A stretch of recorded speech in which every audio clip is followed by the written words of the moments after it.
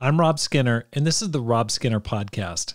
It's so easy to run from help just when we need it the most. And in this episode, I talk about how multiplying disciples seek help. They don't run from it. All this and more on the Rob Skinner Podcast.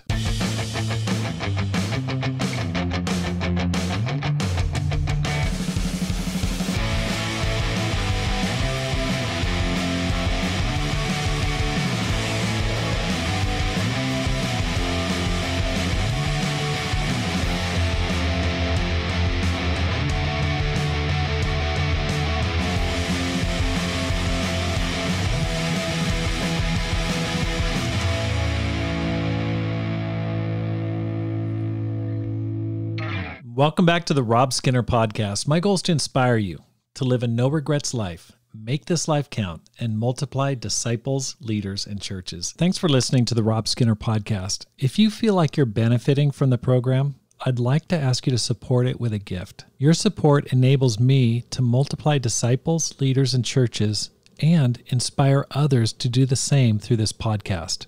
All you need to do is go to the show notes, and there's a link to support the program. Thank you so much. We had such a cool night last night at church. We had a clothing exchange, and I got this idea from Dave Bliley. Dave, thank you so much for this idea. And he talked about this at his lesson that he did at the Climb Conference. It was so powerful. And so every fifth Wednesday of the month, whenever there's a fifth Wednesday in the month, on midweek, we do some type of a service activity in our church. And last night, I borrowed an idea from Dave, and we had a clothing exchange. All the members brought tons of their clothes that they were no longer using, and we laid it out on tables. We brought in pizza, and we just had a free shopping period. I mean, it's just like thrift store shopping right in the church. And so people just had a blast. We had pizza. We celebrated a member who just beat cancer, got a cancer-free diagnosis.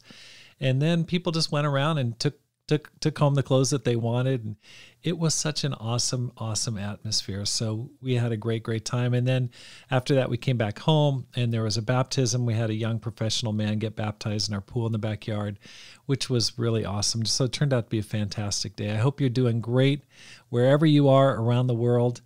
I really appreciate your listening to the Rob Skinner Podcast. It's great to have you here today. I'm continuing a series called Multiplying Disciples, how to become a multiplying disciple. And this episode, I'm talking about the need to seek help, not run from it. I remember listening to a lesson at the 1995 World Mission Seminar in Johannesburg, South Africa. The speaker was sharing about good news from around the world.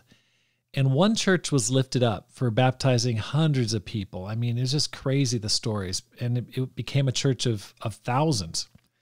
Over the next few years, I heard conflicting reports from that same church.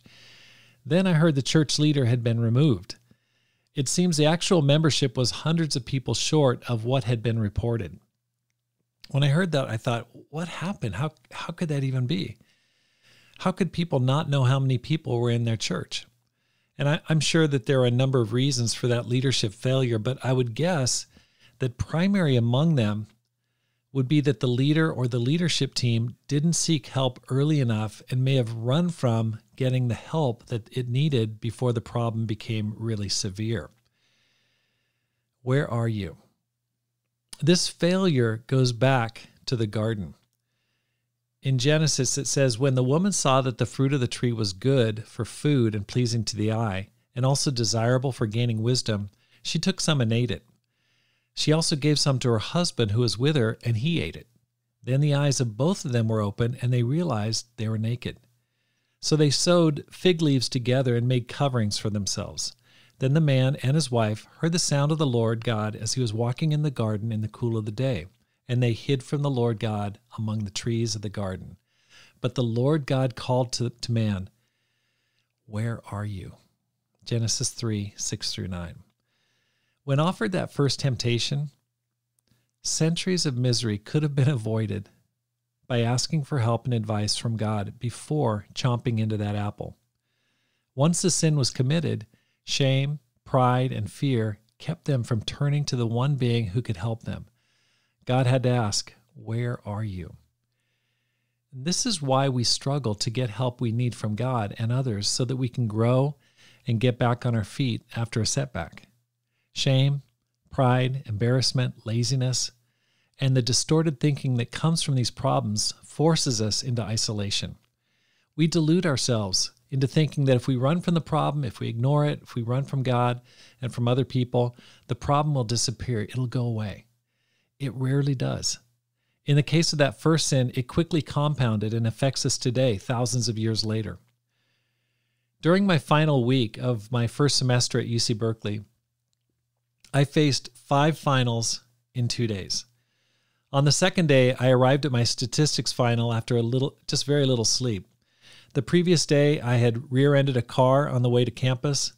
I showed up to the wrong building for my first test. I ran out of gas on the way home from campus. I spent 2 hours waiting for the tow truck. It seemed God had designed this 2-day gauntlet to humble me and prepare me to become a Christian. The first half of the statistics final that morning was closed book. I had difficulty answering the questions. My only solace was that the second half of the test was open book and open notes.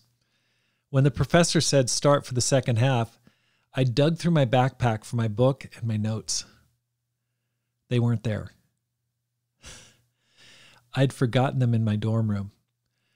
I struggled through that 45 minutes as I watched those around me find the answers they needed in their notes and books. At the end of the test, I went up to the professor and told him I'd forgotten my notes. In his heavily accented Eastern European English, he said, "Why didn't you ask me for help? I would have given you my notes and my book." After he said that, I felt even worse. On top of my massive failure was the knowledge that I could have avoided it by simply asking for help rather than sitting quietly in my shame, embarrassment, and self-hatred. Unfortunately, too many of us repeat my mistake in a multitude of situations. We kick ourselves later for not asking for assistance when it could have made all the difference. Growing disciples grow because they push past the fear, shame, and embarrassment to ask for help. Here's some simple things you can do to accelerate your spiritual growth. First, laugh at failures. View them as simply part of the process of growing. Everyone faces little and big setbacks. Satan wants you to continue thinking that you shouldn't be making mistakes and that, quote unquote, you should know better by now. That kind of thinking will keep you isolated and cut off from life-giving help. Now, I want to talk to you older disciples, older Christians right now. This is where we fall into a trap. We've been disciples for decades, and we're still struggling with a sin that we struggled with maybe as a young Christian. But in our pride, we feel like I should be beyond this. I shouldn't be struggling with this. I can't be open about this. I can't get help on this issue. That's exactly what Satan wants you to think. Don't place other people on a pedestal. In addition to thinking we shouldn't be making mistakes, is the equally mistaken assumption that others don't struggle with weaknesses like we do. Have you ever talked to an older person in the fellowship and felt like you couldn't talk to them about the struggles you might be facing, like lust, anger, or coarse language? Why? It's because it's hard to conceive of that kindly, older, sweet person ever having an impure thought. And yet they were young once and face the exact same trials you're going through. Go to seminars and conferences. Whatever you want to grow in, there's a conference that'll help you to get there. It might be a live conference or an online webinar, but there is a way to learn from other people. One growth expert that I read recommends we spend 3% of our income on personal development and seminars. Too often I see people staying home, stuck in their rut, because they don't want to spend their money on growth. It just blows my mind. It's like, I don't have the money. I don't want to go. They stay home and they stay the same. All because they don't want to invest in themselves. Listen, you are so awesome. Why wouldn't you want to spend money on yourself? What a waste. You don't know what you're missing. I started a podcast in 2020 and recorded over 250 podcasts. Earlier this year, I felt like I needed to take my skills to a new level. I saw my listenership decline, and I didn't know why. I went to a podcasting conference in Los Angeles a couple months ago. What I learned there just blew me away. The first thing I learned was that everyone else has also been seeing their listening downloads decline by as much as 60%. And it had nothing to do with the podcaster's performance. The decline was due to an algorithm adjustment Apple had made on their podcast platform. I'll tell you what, I was so happy and relieved to know that I wasn't just tanking because of doing a bad job on my podcast. Prior to going to the conference, I had thoughts of shutting down this podcast. On top of that, the classes that were taught gave me at least 5 great ideas for taking my podcast to the next level. I never would have known those things by sitting at home feeling sorry for myself. Face down your weaknesses. I've worked out in a gym ever since college. Arnold Schwarzenegger is one of my inspirations. I know Arnold's not a believer, but he still inspires me. However, I'm still not much stronger than I was 20 or 30 years ago. Then I recently asked for help from a physical trainer. I actually shared my faith with him and then asked him to train me. I've seen tons of progress in the past 5 months. Why? He's making me do things in the gym that either I didn't know to do or that I didn't want to do. He helps me break my mental and physical barriers. Prior to hiring him, I would follow the same comfortable routine I'd followed for decades. He shattered that cozy pattern.